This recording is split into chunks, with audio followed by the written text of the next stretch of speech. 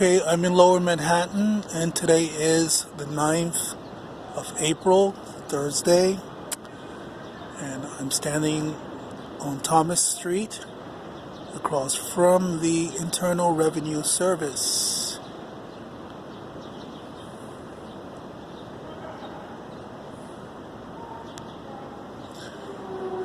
As you can see, it's boarded up.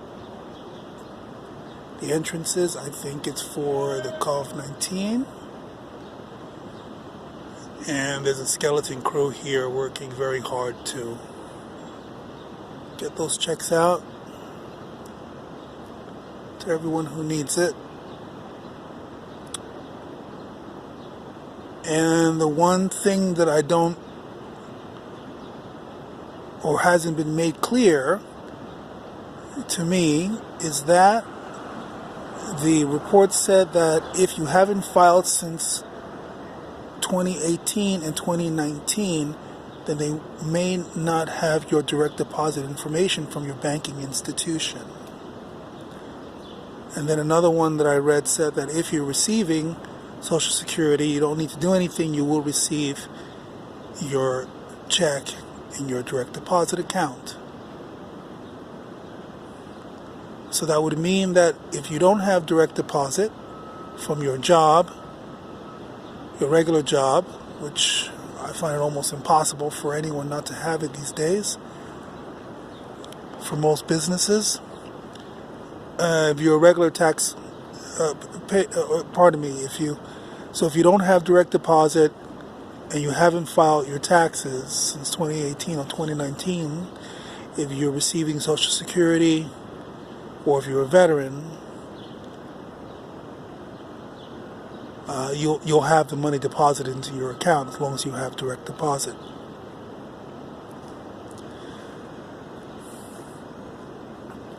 So it sounds jarbled, but that's actually the way it reads. It should just say, if you're receiving disability, if you're receiving Social Security, right? If you're a veteran, as long as you have direct deposit, the money will be deposited into your account.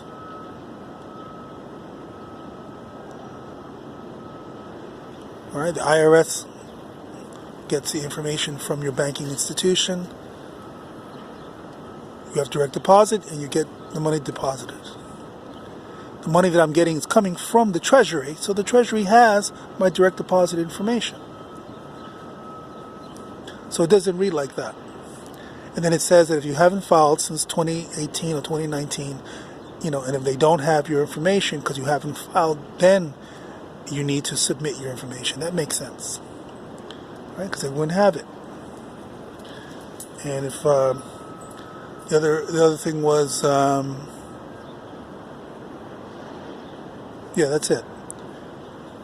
And now they're saying they have a porthole that they're creating for people to enter in their direct deposit information so that way they can send them direct deposit on their website.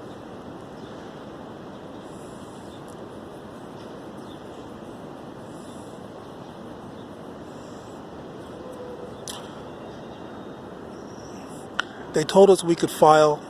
I tried to get all my information so I could file.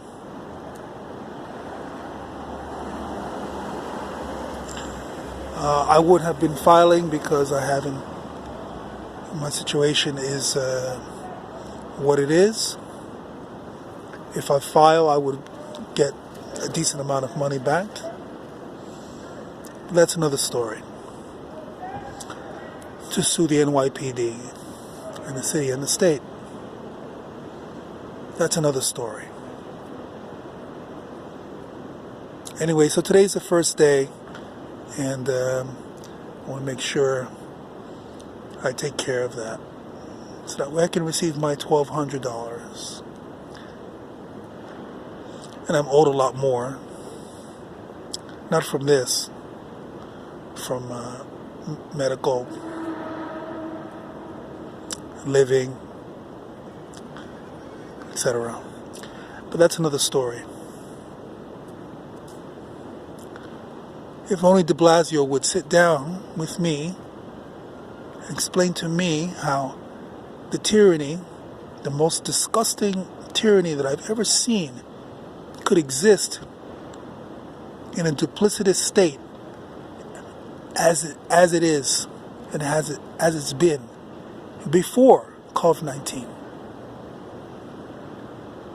This is a man who, when he was elected mayor, said that he was going to help fix the city, restore services, help the poor,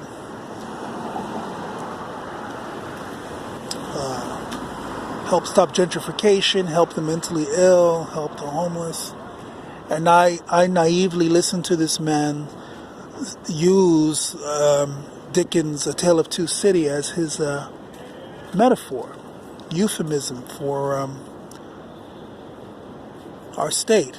And I have to say, I don't like his choice of metaphor or euphemism, as many people don't.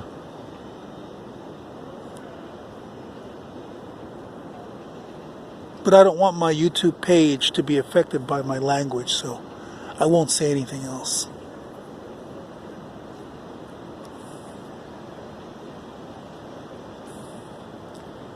New York and other cities in the country are experiencing one very troubling thing. If a website like YouTube says that they don't tolerate certain types of language or what they consider codes of conduct by speech, don't they know that the very information that you see there is of extreme violent nature?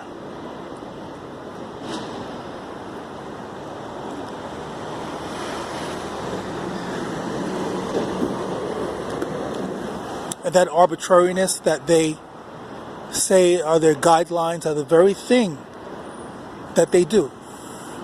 But yet you don't see people suing YouTube. At least I don't see enough cases of YouTube being sued. And them trying to take away your First Amendment rights as well. Because all you have to do is walk out in the street. People say and do as much as they can get away with.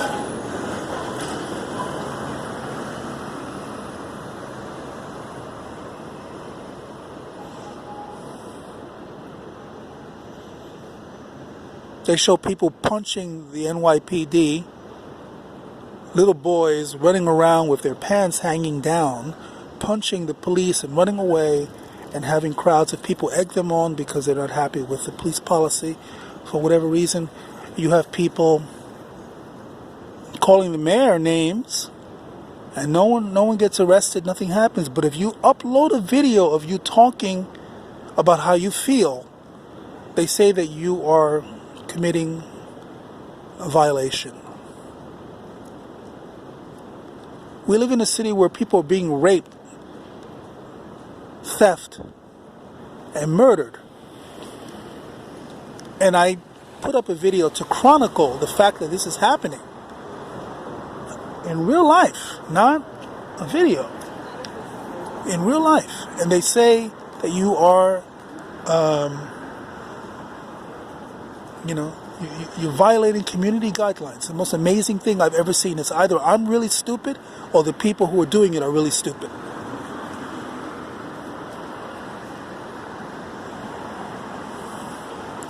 You have police who give you a fraudulent ticket and then they tell you that you're being recorded by their cameras so they can protect themselves and try to give you a ticket.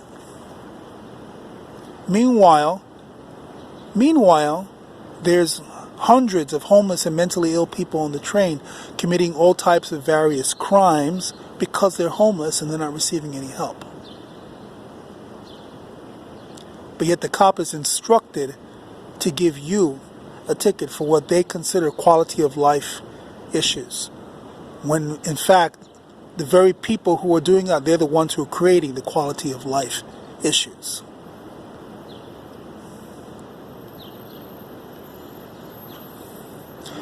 And that's why I'm saying this in front of the Internal Revenue Service.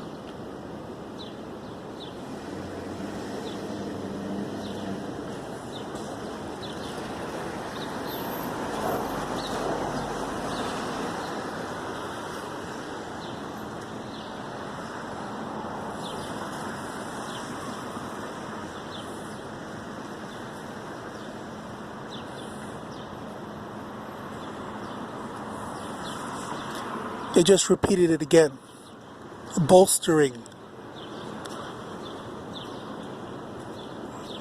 gender inequality in New York.